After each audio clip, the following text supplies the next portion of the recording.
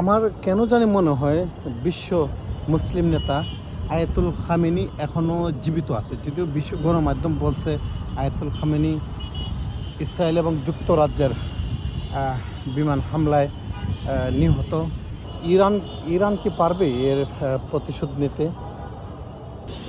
ইরানের সর্বপ্রথম উচিত মুসলিম কান্ট্রিতে আগে হামলা করা, কারণ মুসলিম জাতি আজ খুব নীরব।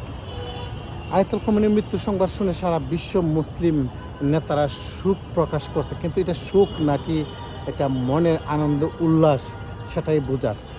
কারণ ইসরায়েলের বিরুদ্ধে অনেক মুসলিম রাষ্ট্ররা নীরব, বিশেষ করে সৌদি, কাতার, দুবাই, ওমান, মালয়েশিয়া সহ বিভিন্ন মুসলিম কান্ট্রিগুলো কিন্তু তারা নীরবতা পালন করছে, কোনো প্রতিবাদ করতেছে না। প্রত্যেক মুসলিম কান্ট্রির নেতারা যদি ইসরায়েলের বিরুদ্ধে কথা বলতো তাহলে ইসরায়েল এতদিন ধ্বংস হয়ে যেত। বিশ্ব মুসলিমরা যদি একত্রিত হয়ে হোয়াটসঅ্যাপ করতো, ইসরায়েল হোয়াটসঅ্যাপের বন্যায় ভেসে যেত। কিন্তু সবাই আজকে নীরব, সবাই ইয়ানাফসি। খুব লজ্জা লাগে মাঝে মধ্যে নিজেকে মুসলমান হিসেবে দাবি করতে। তারপরেও বিশ্ব ইমাম খামেনি জীবিত থাকুক এই আশা রাখতেছি, জানি না কতটুকু সঠিক।